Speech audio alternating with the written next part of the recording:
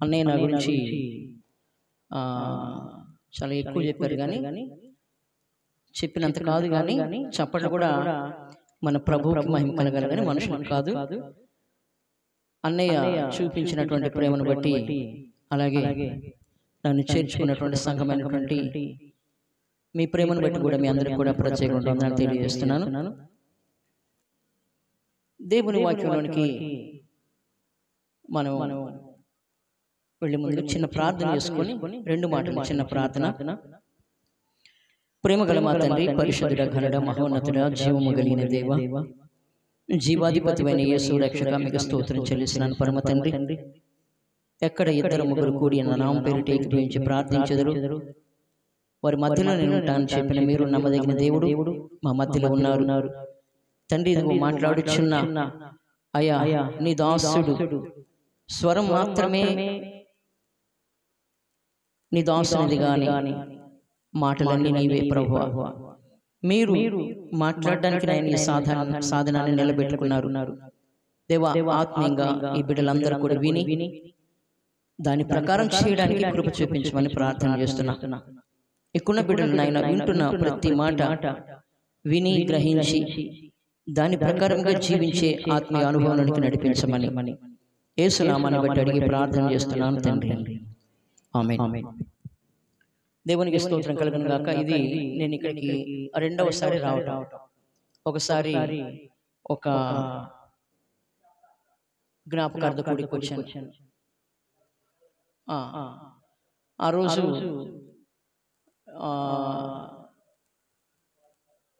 నాకు అన్నయ్య మాట్లాడడానికి అవకాశం ఇచ్చారు.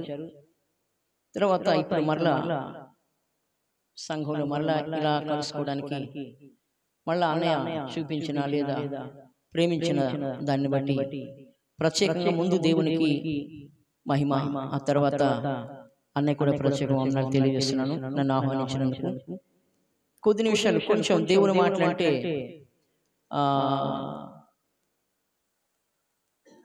బాగుంటాయా లేకపోతే గాయం చేస్తాయా? అంటే మనకు సంతోషాన్ని కలిగిస్తాయా, గాయం చేస్తాయా? చెప్పండి.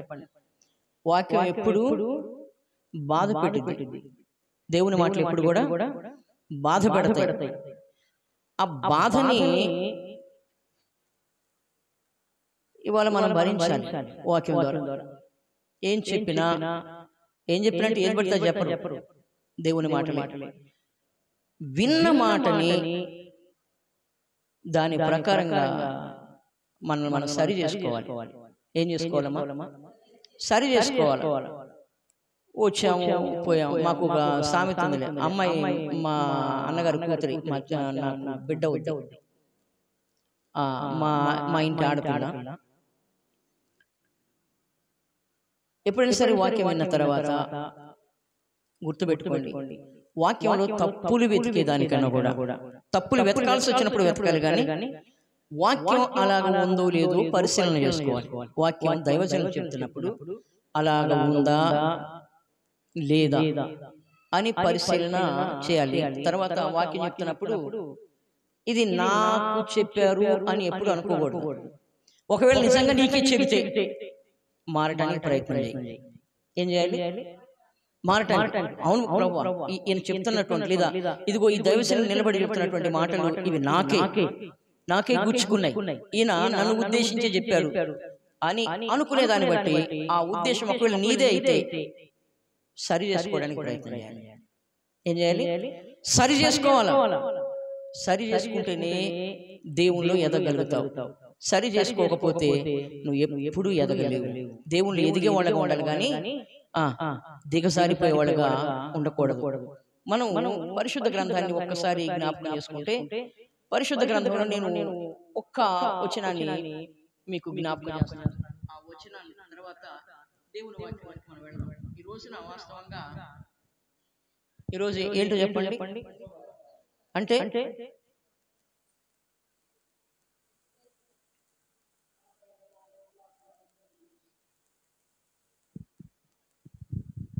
అంటే ఏంటి? భస్మ బుధారం.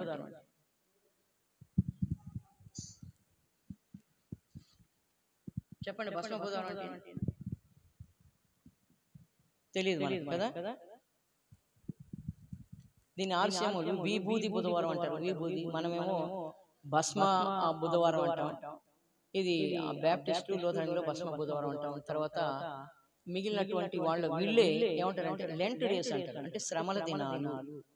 ఎవరు శ్రమలు? ఏసైకి మన కొత్త శ్రమలు కదా. మాంసం మానేసేవాళ్ళు, నీసు మానేసేవాళ్ళు కదా. నిజంగా శ్రమే మనకి, అవునా కదా.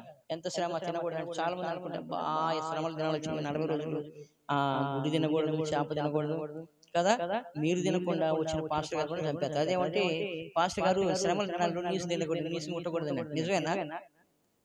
ఉందా ఉందా కదా. బైబిల్ సంబంధం లేదా మాట, మనం కల్పించుకున్నాం. ఎవరు ఎవరు ఎవరు నువ్వు ఇటు రామ్మ, ఇటు పక్క రమ్మ, నువ్వు ఇటు పక్క వచ్చి కూర్చో, నువ్వు కనపట్ల. ఎవరు కల్పించుకున్నారు? సరే, ఈ లెంట్ డేస్లో ఒక్క రోజు అయితే అయిపోయేది కాదు, కానీ నేను ఈ రోజున ఒకే ఒక్క మాట తీసుకుంటాను, దాన్ని వివరించడానికి ప్రయత్నం చేస్తాను. లెంట్ డేస్, ఈ శ్రమల దినాల్లో నువ్వేమి నేర్చుకుంటావు? ఏమి నేర్చుకుంటావు? శ్రమల దినాలు కదా, ఏమి నేర్చుకుందాం? శ్రమల్లో ఏమి నేర్చుకుందాం? చెప్పండి అమ్మా, ఏం నేర్చుకుందాం శ్రమల దినాల్లో? తగాదల జీవితమా? తగ్గింపు జీవితమా? మంచిది. ఉందంటావు అది? ఉందా? అది ఉందా? ఒక మాట మనం వాడినప్పుడు, క్వశ్చన్ వేసుకున్నప్పుడు మనల్ని మనమే సరి చేసుకోవడానికి ప్రయత్నం చేయాలి. సరే, ఏదేమైనా పరిశుద్ధ గ్రంథంలో కొలస్సీ పత్రిక 3వ అధ్యాయం 5వ వచనం చూద్దాం ఒకసారి. ఇక బైబిల్ లేని మాట మాట్లాడొద్దు, బైబిల్ ఉన్న మాటలు మాట్లాడదాం. కొలస్సీ పత్రిక 3వ అధ్యాయము 5వ వచనం. ఈ లెంట్ డేస్ గురించి కంటిన్యూషన్ గా మాట్లాడుకుందాం. ఈ శ్రమలు బాగా జ్ఞాపకం చేసుకోండి. కావున భూమి మీదనున్న మీ అవయవములను, అంటే జారత్వము, అపవిత్రతను, కామాతురతను, దురాశను, విగ్రహారాధనను, ధనాపేక్షను, దేవునికి స్తోత్రం చేద్దాం గట్టిగా ఒకసారి, గట్టిగా చేద్దాం. ఎందుకు చెప్పారు? ఎందుకు హల్లెలూయా చెప్పారు? మీరు అన్నారుగా పాస్టర్ గారు, మీరే అనమన్నారు, కానీ ఎందుకన్నా మనకు తెలియదు. పాస్టర్ గారు మేము అనమన్నాం, మీరు అన్నారు. ఈ మాటను బట్టి మనం నిజంగా దేవునికి స్తుతి చెల్లించాలి. పౌలు గారు చెప్పినటువంటి కొలస్సీ సంఘానికి ఈ లెంట్ డేస్ లో మనం కూడా చంపుకోవాల్సినవి కొన్ని ఉన్నాయి. సస్తాయా? నిజం చెప్పండి, చంపుకుందామా? ఎంతమంది చంపుకుంటారు? ఇదేంది పాస్టర్ గారు రావడంతో నేను చంపుకున్నా? అంతే. యేసుక్రీస్తు తన్ను తాను మరణానికి అప్పగించుకున్నాడు. బైబిల్ అంటే ఫిలిప్పీ పత్రిక చదువుద్దాం, మాట చదువులే. క్రీస్తు యేసునకు కలిగిన ఈ మనస్సు మీరు కలిగి ఉన్నారు. దాని గురించి ఇంకొక టాపిక్ మాట్లాడాలి, కానీ ఇప్పుడు మాట్లాడినది, ఇప్పుడు తీసుకొని ఈ మాటనే మాట్లాడదాం. క్రీస్తు యేసునకు కలిగినటువంటి మనస్సు చాలా గొప్పది.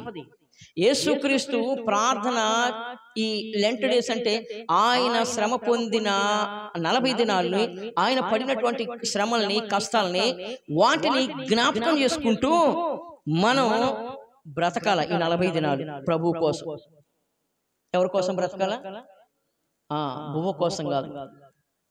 చాలా మంది దేవుని నమ్మామంటారు, కనీసం బ్రతుకు మారదు, ఏమి చావలా. దేవుని కోసం ఉన్నవాడు, దేవునిలో ఉన్నవాడు, దేవుని ఎరిగినవాడు, దేవుని అంగీకరించిన వాడు చచ్చిపోతాడు. ఇదేంటి పాస్టర్? అవును, అదే కదా చెప్తుంది ఇక్కడ దేవుని వాక్యం. చంపేయమని కదా దేవుని వాక్యం చెప్తుంది. చంపేయమంటే కర్రల కథలు తీసుకుపోయి మన శత్రువులను చంపమని కాదు, మనకు పడనోళ్ళని చంపమని కాదు. దేవుని వాక్యం చెప్తున్నటువంటి ఈ మాట ఒక్కసారి మీరు జ్ఞాపకం చేసుకోండి. దేవుని బిడ్డలారా, ఏం చేయాలమ్మా? ఏం చంపుకోవాలా? అది చదివే కదా ఇప్పుడు దాకా, అదే కదా నువ్వు చదివింది. ఏంటది? దేవునికి స్తోత్రం. జారత్వము. నేను ఎక్కువగా చెప్పడానికి ఒక్కొక్క మాట దగ్గర ఒక్కొక్క వారం ఆగిపోయింది, కానీ ఒక్కొక్క వారం ఇది, కానీ ఈ వీలైనంత వరకు చెప్పడానికి ప్రయత్నం చేస్తా. కొంచెం జాగ్రత్తగా వినండి. మళ్ళీ ఒకసారి చూడండి. జారత్వమును ఎక్కడ? భూమి మీదనున్న మీ అవయవములు అనగా, అవయవాలు అంటే ఏంటి? కన్ను, ముక్కు, చెవి, నోరు, నాలుక, ఇవన్నీ అవయవాలు కదా. వీటిని చంపమని అంటే ఇవి కాకుండా మన శరీరంలో కొన్ని అవయవాలు ఉన్నాయి. ఆ అవయవాల పేర్లు ఏంటంటే, ఒకటి జారత్వము. ఏంటది? జారత్వము. రెండు అపవిత్రత, అంటే ఆ తర్వాత దాని గురించి చెప్తాను. అపవిత్రత, తర్వాత కామాతురత, నాలుగోది దురాశ, 5 విగ్రహారాధన, 6 ధనాపేక్షను చంపండి. ఎంత బాగుంది ఈ మాట చదివినప్పుడు. ఇవి ఎవరిలో లేవో చెప్పండి. ఉన్నాయా? ఏదో ఒకటి ఉంటుంది వీటిలో. ఈ లక్షణాల్లో ఏదో ఒకటి ఖచ్చితంగా ఉంటుంది. జాగ్రత్తం చేసే మనుషులు లేరా? ఉన్నారు. దేవుని నమ్ముకున్నామని చెప్పి దేవుని పేరు చెప్పుకొని ఆ మరుగున చేసేటువంటి వాళ్ళు ఉన్నారు. జారత్వం. జారత్వం అంటే వ్యభిచారానికి ఇంకొక పదం అది వాడొచ్చు. రెండవ పదాన్ని ఏం వాడచ్చు అంటే విగ్రహారాధనకి మారుగా ఆ పదాన్ని వాడచ్చు. విగ్రహారాధన కూడా జారత్వానికి సంబంధించింది. ఒకటి జారత్వం, రెండవది ఏంటంటే అపవిత్రత. అంటే మనందరం కూడా దేవుని బిడ్డలు, పరిశుద్ధులు. దేవుని వాక్యం ఉంటుంది, నేను పరిశుద్ధులను గనక మీరును పరిశుద్ధులై ఉండండి. అంటే మనం ఎప్పుడు కూడా పరిశుద్ధులుగా, పవిత్రంగా ఉండాలి, అపవిత్రంగా ఉండకూడదు. మొట్టమొదటిగా మనం ఇవన్నీ వరుస పెట్టి చూస్తే ఒక్కొక్క దాన్ని నేను మీకు వివరించడానికి ప్రయత్నం చేస్తాను. వీటిని చంపాలి. ఒకవేళ ఇవి ఏదైతే మనలో ఉన్నాయో, ఏ లక్షణం అయితే మనలో ఉందో, ఏ అలవాటైతే మనలో ఉందో, దేనికి మనం లోబడిపోయామో, దేని ప్రకారం మనం చేస్తున్నామో, ఇవి మనలో ఉంటే వీటిని చంపకపోతే నువ్వు క్రైస్తవుడే కాదు. చాలా మంది చాలా తేలిగ్గా మాట్లాడేస్తూ ఉంటారు. దేవుని వాక్యం చెబుతుంది కొన్ని మనం చంపుకోవాల్సినవి ఉన్నాయి. వాటి గురించి మాట్లాడుతూ మొట్టమొదటిగా 1 కొరింథీ పత్రిక 6వ అధ్యాయంలో మనం పౌలు గారు చెప్తాడు జారత్వం గురించి. పౌలు గారు చెప్తాడు, తొందరగా మీరు రాసుకోవాల్సిన వాళ్ళు రాసుకోండి, అవసరం లేదు మాకు ఇవన్నీ తెలిసిన వాక్యాలు అనుకుంటూ జాగ్రత్తగా వినండి. 1 కొరింథీ పత్రిక 6వ అధ్యాయం 18వ వచనం ఒకసారి మనం చూస్తే, జారత్వమునకు దూరంగా పారిపోండి, మనుష్యుడు చేయు ప్రతి పాపమును దేహమునకు వెలుపల ఉన్నది గాని జారత్వము చేయువాడు దేనికమ్మా? సొంత శరీరానికి హాని చేస్తున్నాడు. మిగిలిన ఏ పాపం చేసినా అది శరీరానికి బయట ఉంటుంది. కానీ జారత్వం చేస్తే ఏం జరిగిందంటే అది నీ దేహములో ఉంటది. అది నీ ఆత్మ ద్వారా జరిగించినట్లే. అది నీ శరీరం, నీ హృదయం నుండి పుట్టినటువంటి వాంఛ. దేవుని వాక్యం చేత పౌలు గారు అంటాడు, మళ్ళీ ఒకసారి రిపీట్ చదవండి, జారత్వమునకు దూరంగా పారిపోండి. ఆ మాట మళ్ళీ ఒకసారి అండర్లైన్ చేసుకోండి. జారత్వమునకు, దేవుని బిడ్డలు ఎప్పుడు కూడా ఎవరైతే పాపానికి లోబడుతున్నారో, ఎవరైతే ఇలాంటి జారత్వాలు చేస్తున్నారో, ఎంతమంది అయితే ఇలాగా కనపడకుండా ఇలాంటి చెట్ల చట్న పుట్ల చట్ల, లేకపోతే రకరకాల సినిమా హాల్లో, లేకపోతే ప్రార్థన పేరున రకరకాలుగా వెళ్ళిపోయి చేస్తున్నారో, మనసులో ఉంచుకొని చేస్తున్నారో, అలాంటి వాళ్ళకి దేవుని వాక్యం చెబుతుంది, నా ప్రియ దేవుని బిడ్డలారా, నిజంగా మీరు దేవుని అంగీకరిస్తే, బాప్తీసం తీసుకొని రక్షణ అనుభవాలు నడిచినటువంటి వాళ్ళైతే మీరు మొట్టమొదటిగా మీరు చంపాల్సింది ఏమిటంటే జారత్వాన్ని. బైబిల్లో ఒక పదం ఉంది, అది మనందరికి తెలిసినటువంటి మాటే. అది మార్కు సువార్త 5వ అధ్యాయం 17వ వచనం చదువుతున్నప్పుడు, తమ ప్రాంతములను విడిచిపోమ్మని వారు ఆయనను వేడుకొనిరి. ఎవరినంట? తమ ప్రాంతం. మార్కు సువార్త 5వ అధ్యాయం 17వ వచనంలో ఇక్కడ ఈయన ఒక ప్రాంతానికి వెళ్తాడు. అదేమిటంటే అది గెరాసేనుల దేశం వెళ్ళిపోతాడు. గెరాసేనుల ఆ దేశానికి వెళ్ళిన తర్వాత, ఆ ప్రాంతానికి వెళ్ళిన తర్వాత అక్కడ ఉన్నటువంటి మనుషులందరూ కూడా ఆ కర్రలు కత్తులు అన్నీ పట్టుకొని వచ్చి యేసు ప్రభువుకి అడ్డం తగిలి, నువ్వు మా ఊరు రావద్దు, మా ప్రాంతం రావద్దు, నువ్వు వెళ్ళిపో, ఊరి బయట నుండి వెళ్ళిపో, ఎందుకు లోపలికి రావద్దు, లోపలికి వస్తే ఏం జరిగింది, ఎందుకు రావద్దు అంటున్నారు ఈ రోజున. ఎందుకు యేసుక్రీస్తుని ఆ ఊర్లోనికి రావద్దని వీళ్ళు అడ్డం తగులుతారంటే, యేసుక్రీస్తు అక్కడ ఊర్లోకి అడుగు పెట్టకుండానే సేన అనబడినటువంటి దయ్యాన్ని పట్టినటువంటి వ్యక్తిని ఆ పందులు, ఆయన ఎన్ని ఉన్నాయమ్మా, ఇంచుమించు ఎన్ని పందులు, అక్కడ సేన అంటే మనకు తెలుసు కదా, సేన అంటే ఏంటిదమ్మా, సేన అంటే సమూహము, గుంపు, మంద అని. ఈ యవనస్తుని పట్టింది ఏమిటంటే ఒక దయ్యాల మంద పట్టింది. ఇంచుమించు 3,000 దయ్యాలు. ఆ దయ్యాలన్నీ ఒక యవనస్తుని పట్టినాయి. యేసు ప్రభు ఎప్పుడైతే ఆ గెరాసేనుల ప్రాంతంలో అడుగుపెట్టిన వెంటనే ఆ దయ్యాన్ని వదలగొట్టిన తర్వాత ఆ దయ్యాలన్నీ కూడా అక్కడ ఉన్నటువంటి పందుల మంద మేపుతున్నటువంటి వాళ్ళ మందలోనికి వెళ్ళిపోయినాయి. ఆ మంద అంతా కూడా ప్రపాతంలో పడి చనిపోయినాయి. ఇప్పుడు వీళ్ళందరూ కర్రలో ఏం తీసుకొని వచ్చి అంటారు, ఏయ్ నువ్వు రావటానికి లేదు మా ఇంట్లోకి, ఎందుకు, మా ఊరు రావటానికి లేదు, ఎందుకు రాకూడదు, ఈయన దొంగ, ఈయన ఏమైనా వ్యభిచారా, ఈయన తగాదలోడా, ఎవరు, ఎందుకు రావద్దు అంటాను, ఎందుకంటే నువ్వు మా ఊర్లోకి రాకమునిపై ఇంచుమించు 2-3 వేల పందులు చచ్చిపోయినాయి. రాకపోతేనే ఇన్ని పందులు చచ్చిపోతే నువ్వు వస్తే మా ఊర్లో పందులు మిగులుతాయా? ఏమండి, నువ్వు రాకుండా ఊర్లో అడుగుపెట్టడం లేదో 2-3 వేల పందులు చచ్చిపోయినాయి. ఇప్పుడు నువ్వు ఊర్లోకి వస్తే ఊర్లో ఉన్న పందులు మొత్తం చచ్చిపోతాయి నీ దెబ్బకి. అందుకని వాళ్ళు అంటారు, నువ్వు మా ఊర్లోకి, మా ప్రాంతం విడిచిపెట్టి వెళ్ళిపో. ఇవాళ దైవజనులని మీ ఊరు రానికుండా చేస్తున్నారేమో. దైవజనులు వస్తే, దేవుని బిడ్డలు వస్తే, సువార్త వస్తే, పాస్టర్ గారు మీ ఇంటికి వస్తే, పాస్టర్ గారు మీ గ్రామానికి వస్తే మీరు కూడా నిజంగా పందులు చచ్చిపోతాయి. ఏమి చచ్చిపోతాయండి? మన ఇంటిలో ఉన్న మన ఊరిలో ఉన్నటువంటి పందులు చచ్చిపోతాయి కదా. ఇలా ఏ ఊర్లో లేవు పందులు? తాగుడు పంది ఉందా? అది ఉందా? ఇది ఉంటుంది ఖచ్చితంగా, ఈ పంది ఉంటుంది. చుట్ట, అది కూడా, ఆ పంది కూడా ఉంది. బీడి, తగాదల పంది, తిరుగుబోతు పంది, వ్యభిచార పంది, టీవీల పంది, ఎన్ని పందులు ఉన్నాయో. తాగుబోతు, తిరుగుబోతు, వ్యభిచారి, తగాదలు, మోసగాళ్ళు, దగాకోర్లు, జారత్వం చేసేవాళ్ళు, విగ్రహారాధన చేసేవాళ్ళు, ఇన్ని పందులు ఉన్నాయి. కాబట్టి అందుకనే ఈ క్రీస్తు రాకూడదు మన ఇళ్ళకి, ఈయన రాకూడదు, మన ఊరు వస్తే ఇవన్నీ చచ్చిపోతాయి, ఈ పందులన్నీ చచ్చిపోతాయి. అందుకని ఆయన రానియకుండా చేయాలని చెప్పి అడ్డం తగిలారు. ఇవాళ సువార్తని ఇంటికి రావడానికి చాలామంది అడ్డం తగులుతున్నారు. ఎందుకంటే ఆ దైవజనుడు కానీ, ఆ సువార్త కానీ నీ గ్రామం వచ్చినా, నీ ఇంట్లోకి వచ్చినా ఖచ్చితంగా ఏదైతే నువ్వు పెంచి పోషిస్తున్నావో ఆ పంది చచ్చిపోయింది. అందుకని నువ్వు వద్దు, నువ్వు పెంచుకున్న నీ అల్లారు ముద్దుగా పెంచుకుంటాను పంది ఉందే, అది చచ్చిపోద్ది. పాస్టర్ గారు మీ ఇంటికి సువార్త తీసుకొస్తే నువ్వు మారాలా? అందుకు నువ్వు మారవు కదా. నువ్వు తాగుబోతాడు, నువ్వు మారవు, తాగుడు పోద్ది, కానీ నువ్వు ఇష్టపడవు, నీ జాగ్రత్తం పోయింది, ఆ పందిని నువ్వు విడిచిపెట్టవు. ఈ పందులు మనం మేపుతున్న పందులు, మనం పెంచుకున్న పందులు.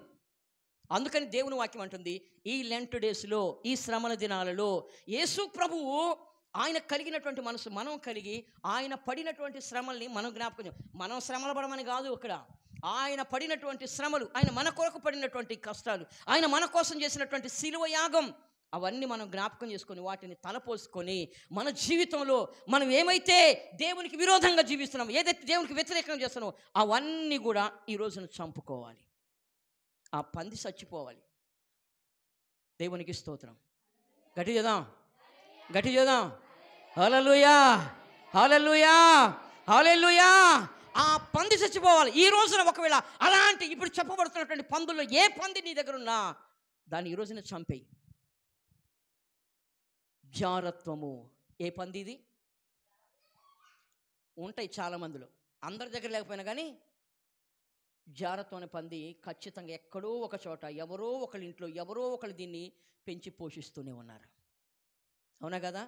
మనకు తెలుసు మనం అనలేము, మనకు తెలుసు మనం మార్చలేము. కానీ ఈ పంది గనక ఈ వాక్యం వింటే ఈ పందిని చంపే.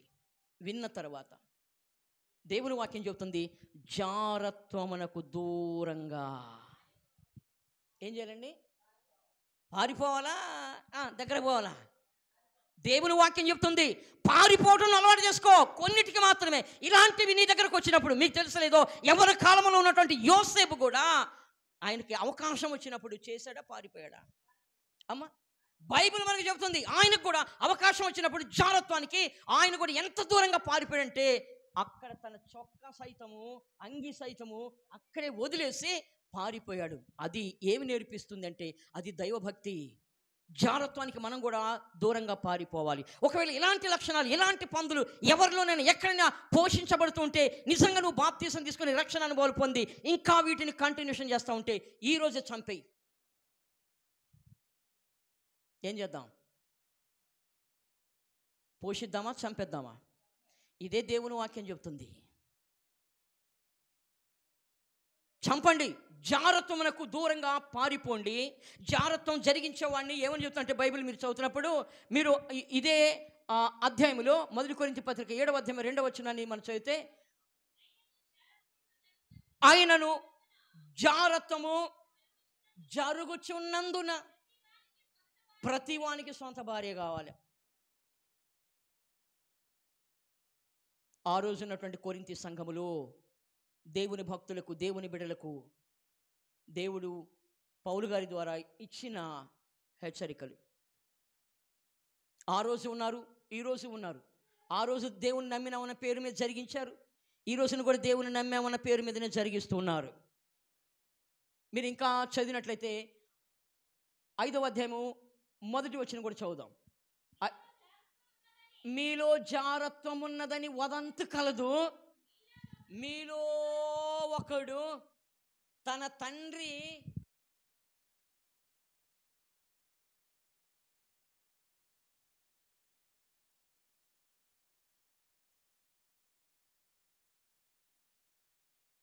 ఇక్కడ పౌలు గారు చెప్పింది ఏమిటంటే, దీన్ని చంపాలా. ఇవాళ చాలామంది వావి వరుసలు కూడా మర్చిపోతున్నారు. ఎంత భయంకరంగా తయారంటే, ఇలాంటి పందుల్ని మన ఇంటిలో, మన హృదయంలో పెట్టి పోషిస్తున్నాము. కనుకనే పౌలు గారు ఆ కొలస్సీ సంఘానికి చెప్పినటువంటి మాట, కొన్ని చంపుకోకపోతే మనం బ్రతకలేం. దేవుని వాక్యం అంటుంది, నా మట్టుకు బ్రతుకుట క్రీస్తు, క్రీస్తు కోసం బ్రతుకు. దేవునికి స్తోత్రం. ఎవరి కోసం బ్రతుకుతావు అమ్మ? ఎవరి కోసం? చాలామంది ఎవరి కోసం?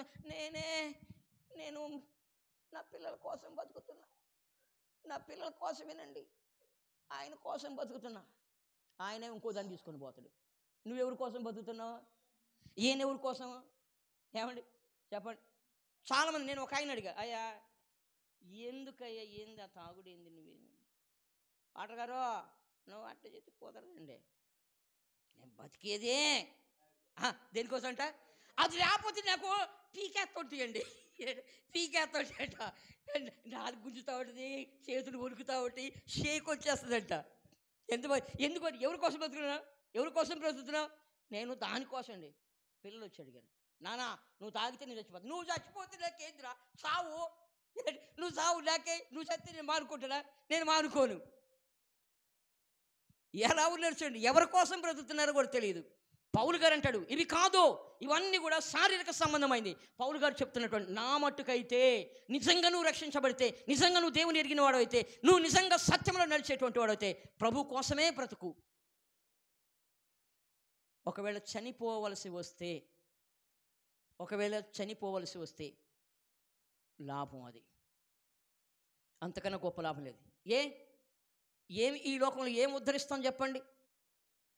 దేవుని ఎరగకుండా, దేవుని తెలియకుండా, ఇష్టానుసారంగా బ్రతికి రేపు చనిపోయిన తర్వాత ఎక్కడికి పోతావు కూడా ఒక నిరీక్షణ లేనటువంటి బ్రతుకుతున్నాం.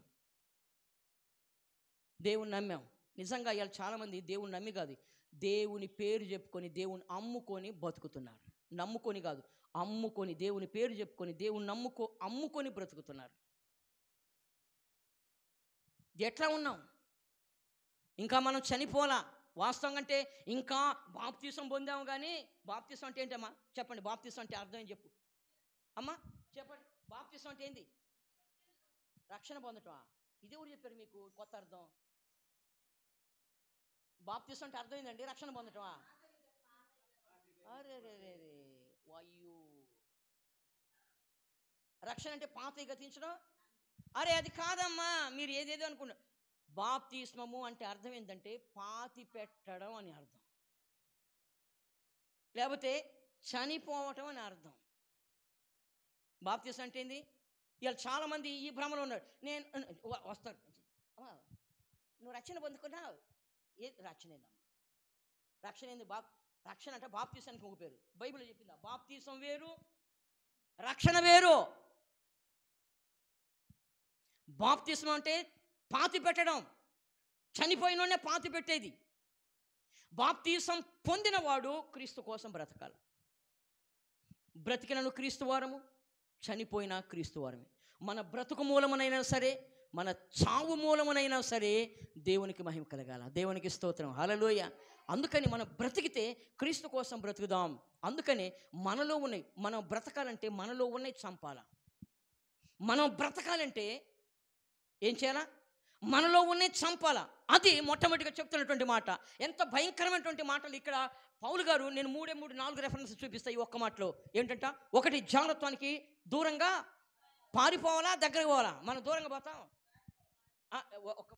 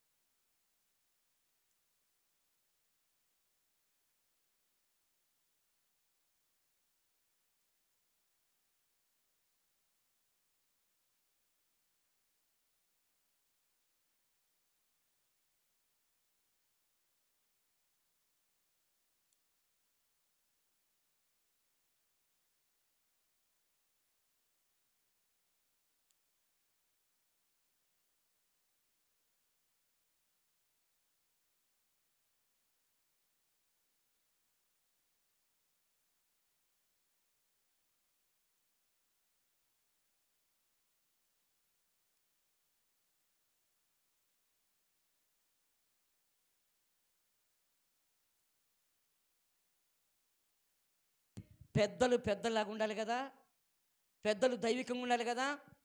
సంఘం ఎలా ఉండాలా? జారత్వాన్ని పెంచి పోషిస్తుంది. ఎవరిని బట్టినా ఇవే బ్రతుకులు. కొద్దిసేపు మాత్రం ఆ ఆదివారం మాత్రం ఏమో నాటకాలు వేస్తారు దేవుని మందిరానికి వచ్చి. స్త్రీలు అంత అయిపోయారు, పురుషులు అంత అయిపోయారు. దేవుని వాక్యం చెబుతుంది, జారత్వానికి దూరంగా ఉండండి. ఏం చేయాలండి? ఏం చేయాలా? ఈ పంది సంఘంని ఏళ్తుంది. ఒక్క మాటలో చెప్పాలంటే, ఈ పంది సంఘమును ఏళ్తుంది. జారత్వం అనేటువంటిది చెరిపేస్తూ ఉంది. యవనస్తుల్ని, వృద్ధుల దగ్గర నుండి, చిన్న బిడ్డల దగ్గర నుండి కూడా. ప్రార్థన పోగానే సరికాదు, మనం చంపుకోవాల్సినవి ఉన్నాయి. ఈ లెంట్ డేస్లో చంపే దీన్ని. ఎంత భయంకరంగా చూడంటే, మీలో ఒకడు ఏమని చెప్తాడు? 5వ అధ్యాయం మొదటి వచనం చదువుతున్నప్పుడు ఎంత ఘోరమైన, మీలో ఒకడు తన తండ్రి భార్యనే ఉంచుకున్నాడంట. ఇలాంటి జారత్వం ఇంకెక్కడైనా జరిగిద్దా? ఎంత భయంకరం అండి ఇది. అంటే ఎంత లోపలికి వెళ్ళిపోయిందో ఈ పంది. భూమి మీద ఉన్న మీ అవయవములను, అంటే జారత్వము, అపవిత్రత, కామాతురత, దురాశ, విగ్రహారాధన, ధనాపేక్ష చంపండి. చంపాలా? చంపకపోతే నువ్వు బ్రతకలేవు. అవి చచ్చిపోతేనే నువ్వు బ్రతుకుతావు. అవి చనిపోవాలా. మీరు ఇంకొక మాట కూడా చూడండి.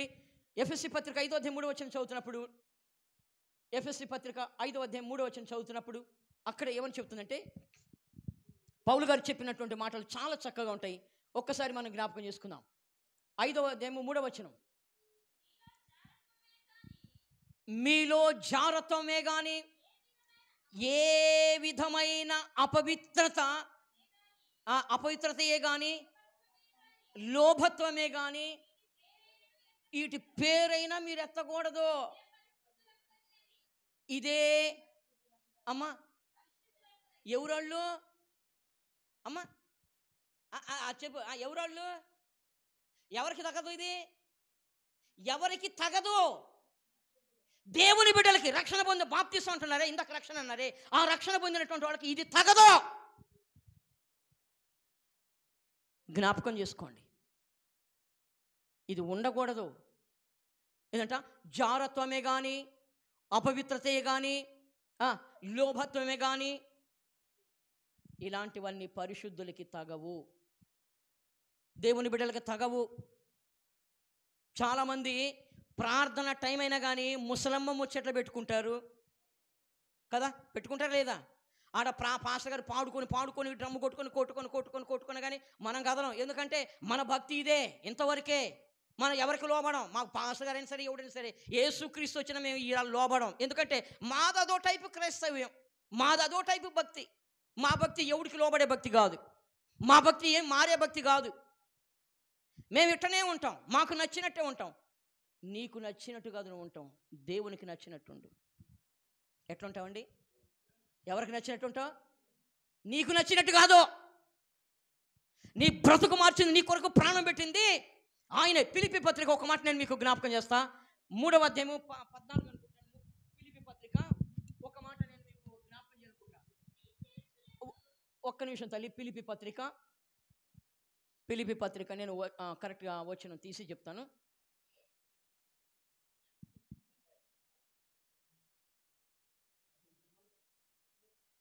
3:17 వచనం. 3:17, సహోదరులారా మీరు నన్ను పోలి నడుచుకొనుడి, మేము మీకు మాదిరి అయి ఉన్నాము. మాదిరి అయి ఉన్న ప్రకారం మీరు నడుచుకోండి. ఏంటంట? వారిని, ఎవరిని? క్రీస్తుని పోలి నడుచుకునేటువంటి, క్రీస్తుని పోలి ఎవరంటే పౌలు గారు అంటాడు, నేను క్రీస్తుని పోలి నడుచుకుంటున్నా, ఇప్పుడు మీరు నన్ను పోలి నడుచుకోండి. దేవుడు ఎవరినైతే మాదిరిగా మీకు ఉంచాడో ఆ మాదిరిగా ఉన్నటువంటి వారిని మీరు కూడా పోలి నడుచుకోండి. దేవుని బిడ్డలను మాదిరిగా పెట్టుకొని నడుచుకోండి.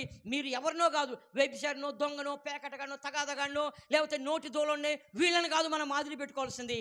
దైవజనుల్ని పెట్టుకోవాలా, దేవుని వాక్యాన్ని అనుసరించి బ్రతుకుతున్నటువంటి వాళ్ళని మాదిరిగా పెట్టుకోవాలా. అనేకులు క్రీస్తు శిలువ ఉందమ్మా అక్కడ, మీరు చదువుతారా? అనేకులు క్రీస్తు శిలువకు, ఎట్లంట, అనేకులు క్రీస్తు శిలువకు శత్రువులుగా నడుచుకొనిచున్నారు. వీరిని గూర్చి అనేక పర్యాయములు మీతో మాట్లాడుతుని ఇప్పుడు ఏడ్చుకుంటా చెప్తున్నా, మళ్ళీ కన్నీళ్ళు పెట్టుకొని చెప్తాను, ఏడ్చి చెప్తున్నా మారండయ్యా అని. పౌలు గారు వీళ్ళు అనేక మంది వీళ్ళు క్రీస్తు శిలువకు శత్రువులుగా మారిపోయారు. దేవునికి విరోధులు ఎవరో తెలుసా? ఇదిగో చెప్తున్నటువంటి ఈ లక్షణాలు ఎవరైతే ఇంకా కలిగి ఇంకా ఎవరైతే చంపుకోకుండా బ్రతుకుతున్నారో, భూమి మీద ఉన్నటువంటి మన అవయవాలు దేవునికి వ్యతిరేకంగా ఉన్నాయి, దేవునికి ఇష్టంగా లేవు, అవి సాతాను సంబంధంగా ఉన్నాయి. కాబట్టి ఆ సాతాను సంబంధమైనటువంటి మన అవయవాలు ఏదైతే మనల్ని దేవునికి విరోధంగా చేస్తుందో వాటిని చంపుకోవాలా. ఇది చాలా మనకి అనిపిస్తుంది, ఇది చిన్న మాటే, జారత్వం అంటలే. జారత్వం మీకు తెలుసలేదు, దేవుడు దేనినైనా క్షమాపణ ఉంది కానీ జారత్వానికి క్షమాపణ లేదు. జారత్వానికి పనిష్మెంటే. ఎందుకంటే దావీదు బత్షెబతో ఆ జారత్వం జరిగించినప్పుడు దేవుడు దావీదు మనోడలే, మన రాజులే, నేను పెట్టినోడలే అని అనుకున్నాడమ్మా? దావీదుని పనిష్మెంట్ చేశాడు. ఎంత భయంకరమైనటువంటి పనిష్మెంట్ అంటే అది నోటి మాటలతో చెప్పేది కాదు. అది చెప్పాలంటే ఎంత భయంకరంగా ఉంటుంది. దావీదు, ఓకే దావీదు నీకేందో పనిష్మెంట్ చెప్పనా అన్నాడు. పనిష్మెంట్ చెప్పించాడు. ఎలాగని తెలుసా? దావీదు నీ కొడుకులు నీ భార్యని నీ కళ్ళ ముందే పాడు చేస్తారు. ఎట్లుంది పనిష్మెంట్? ఎందుకు ఇంత భయంకరమైనటువంటి పనిష్మెంట్? నువ్వు చేసే తప్పు నీకు తెలియాల. నువ్వు ఎంత నాకు అయిష్టమైంది, నేను ఇష్టపడింది, నేను వద్దన్నది ఏదైతే నేను ఎన్నుకున్న తర్వాత, నేను నియమించుకున్న తర్వాత, నేను నిన్ను సింహాసనం ఎక్కించిన తర్వాత నేను ఏదైతే నాకు ఇష్టం లేదో నువ్వు దాన్ని ఎంత కమ్మగా చేశావో, అందుకనే అది నీకు తెలియ, ఆ నొప్పి నీకు తెలియాలి అంటే నీ కళ్ళ ముందే నీ కొడుకులే నీ భార్యని పాడు చేస్తారు. అంటే ఎవరు ఆ కొడుకులకి? ఆమె ఏమైంది? తల్లిని కొడుకులు తండ్రి ముందు పాడు చేశారు.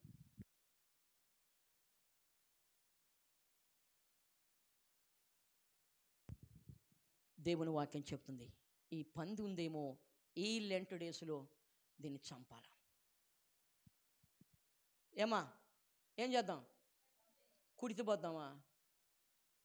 చెప్పు, ఏం చేద్దాం చెప్పండి. ఒక్కసారి ఆలోచించండి. నా మాటలు కాదు, దేవుని మాటలు.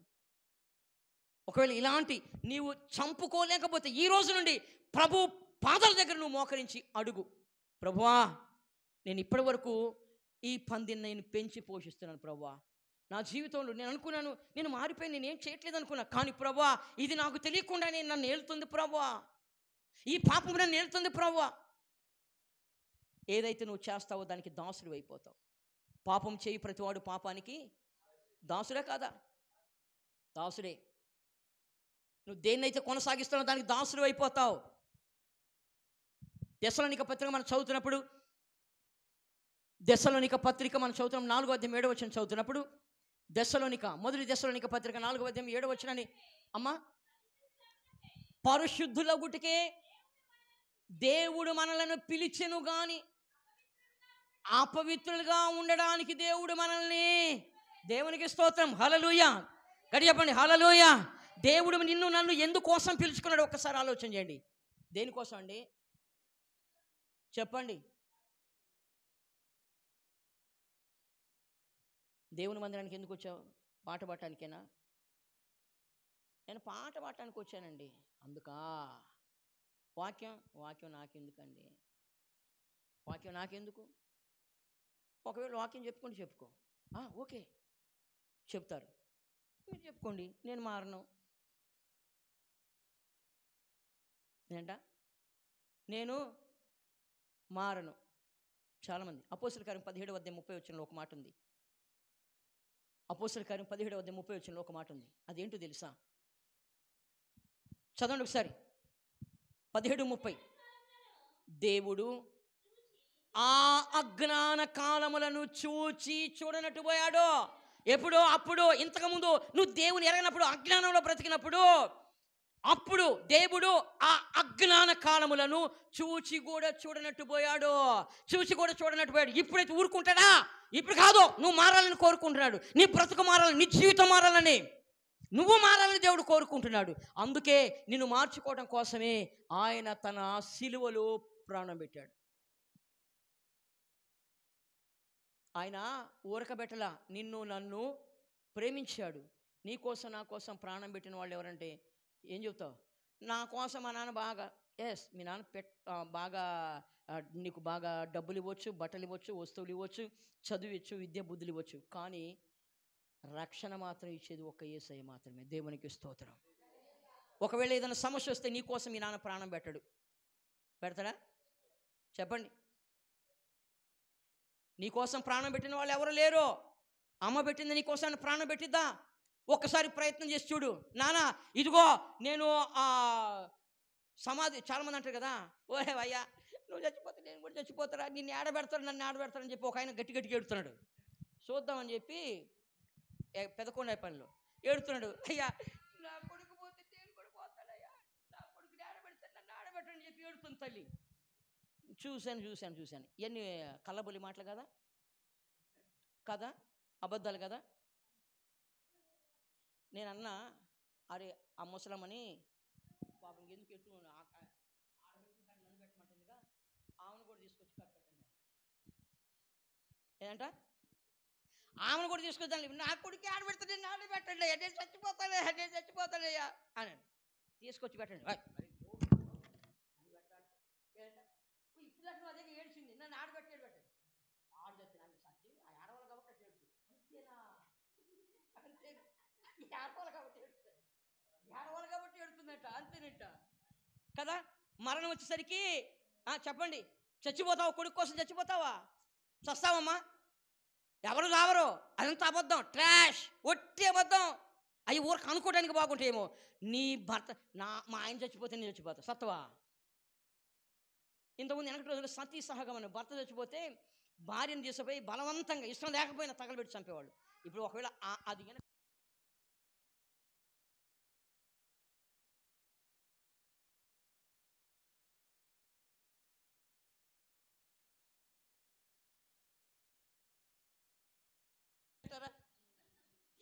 అంటారా? చాలామంది ఉన్నారు ఇలాగే. దేవుడు ఆ అజ్ఞాన కాలములను చూచి కూడా చూడనట్టున్నాడు. దేవుడు ఆ అజ్ఞాన కాలములను చూడనట్టున్నాడు. ఇప్పుడైతే అంతటను అందరూ మారు మనసు పొందాలని మనుషులకి దేవుడు ఆజ్ఞిస్తున్నాడు. మారు మనసు పొందాల. ఏమండు ఇటు వినండి తొందరగా. నేను ఈ మాటలన్నీ కూడా ముగిసిపోలే, మధ్యలో ఆగిపోతుంది. అది నాకు తెలుసు. సమయం అయిపోయింది, నేను ఆపేస్తాను. ఏంట ఏం చంపాలి? మొట్టమొదటిగా ఇంకొక మాట కూడా మనం చూద్దాం. దేవుడు దేనికోసం పిలిచాడంట మనల్ని? మనము పరిశుద్ధుల ఒకటికే పిలువబడ్డాం, కానీ ఏం చేయాలంట? చదవండి మాట ఒకసారి. మొదటి దశలోనిపతి 4:3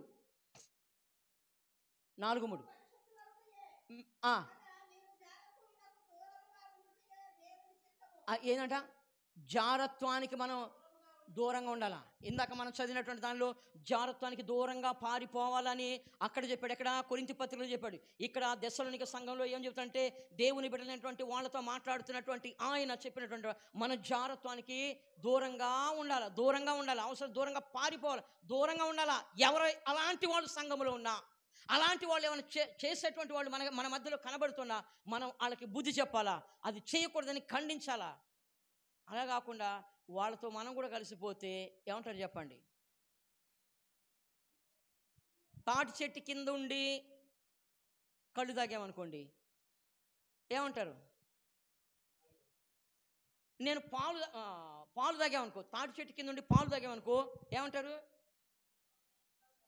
నేను పాలు తాగినంటే నీకు తెలుసు పాలని నువ్వు, మిగిలిన వాళ్ళు ఏమనుకుంటారు? అమ్మా ఎందుకని? తాటి చెట్టు కింద ఉన్నావు కాబట్టి. అలాగనే ఒక జాగ్రత్తం చేసే వాళ్ళ దగ్గర మనం ఉంటే మనల్ని ఏమంటారు చెప్పండి? అంతే కదా. అందుకని మనం ఎక్కడ ఉండాలంటే వాళ్ళకి దూరంగా ఉండాలి. ఆ వ్యక్తిని మనం అవాయిడ్ చేయాలా. మనం వాళ్ళకి మంచి మాటలు చెప్పాలా, ఇది తప్పమ్మా అని చెప్పాలా, ఇది తప్పయ్యా అని చెప్పాలా. మన వయసుకి తగింది కాదు, మన విశ్వాస జీవితానికి తగింది కాదు. ఈ జీవితం కాదు మంది, మన కోసం ప్రాణం పెట్టాడు. మన సొత్తు కాదు, మనల్ని ఒక ఆయన కొనుక్కున్నాడు విలువ పెట్టి. ఆయన సొత్తు మనం నా ఇష్టం వచ్చినట్టు చేస్తాను కుదరదు. నువ్వు నీ ఇష్టం వచ్చినట్టు చేయడానికి, నీ ఇష్టానికి ఇక్కడ కాదు. నిన్ను ఒక ఆయన కొనుక్కున్నాడు. ఇది నాది అన్నాను అనుకో, ఒప్పుకుంటారు మీరు? ఎవరిది ఇది? దేవుడు ఎందుకైతే మీది, మీ సంఘాన్ని ఇది కదా. ఇది దేవుడు ఎందుకైతే మీ సంఘాన్ని ఇది, మీరు కొనుక్కున్నారు. కాదు ఇది నాది అన్నాను అనుకో, ఒప్పుకుంటారా? అలాగనే ఇప్పుడు నా ఇష్టం వచ్చినట్టు బతుకా, నేను తిరుగుతా, తాగుతా, ఏదైనా చేస్తా అంటే కుదరదురాయ్యా. నిన్ను ఒక ఆయన కొనుక్కున్నాడు, వెండి బంగారాలతో కాదు, ప్రాణము పెట్టాడు, ప్రాణం పెట్టి కొనుక్కున్నాడు. అందుకని మనం మన ఇష్టానుసారంగా చేస్తే దేవుడు ఒప్పుకోడు. ఈ లక్షణాలు ఒకవేళ ఈ పంది మన దగ్గర ఉంటుంది, దాన్ని ఏం చేద్దాం? ఏ పంది ఇది అమ్మా? ఉంటుంది, చాలా చోట్ల ఉంటుంది. ఒకవేళ మనం ఆలోచన చేస్తే మన సంఘంలోనే కనపడుతూ ఉంటుంది ఈ పంది. ప్రభు వస్తే ఈ పంది చచ్చిపోయింది. అందుకని ప్రభువుని రానియం, మన హృదయంలోనికి రానివ్వం. ప్రభువు వస్తే లోపలికి ఇది పోతాయి. హృదయం అనేది తలుపునొద్దా కదా, మనం పాడతాం కదా. హృదయం అనెడు తలుపునొద్ద యేసునాథుండు, హృదయం అనెడు తలుపునొద్ద యేసునాథుండు, నిలచి సదయుడగుచు తాటుచుండే సకల విధములను కదా. ఎంతసేపు నిలువబెట్టి ఏడ్పింతురతని, ఎంతసేపు నిలువబెట్టి ఏడ్పింతురతని, అతడు పరుడుగాడు రాక్షకుండు ప్రాణ స్నేహితుడు. ఎవరంటే ఆయన పరుడు అనుకుంటున్నాం మనం, పరుడు ఆయన పరాయుడు అనుకుంటున్నాం. కాదు, ఆయన ప్రాణ స్నేహితుడు. ఆయనకి తలుపు తీస్తే మనం ఆయన చేర్చుకోగలిగితే ఆయన మన దగ్గరే ఉన్నాడు, మన హృదయం దగ్గరే ఉన్నాడు. ఆయన్ని కనుక చేర్చుకోగలిగితే పోతాయి, ఈ పంది పోయిద్ది. దాన్ని మనం చంపుకోవాలా. ఇంకొక మాట కూడా మనం చూస్తే తిమోతి పత్రిక 4:7 చదువుతున్నప్పుడు కొంచెం తొందరగా తీయండి, ఇక్కడ ఈ ఒక్క మాట దగ్గర ఆగిపోద్ది మన వాక్యం. తిమోతి పత్రిక 1 తిమోతి 4:7 చదువుతున్నప్పుడు అక్కడ ఏమని దేవుని వాక్యం చెప్తుందంటే,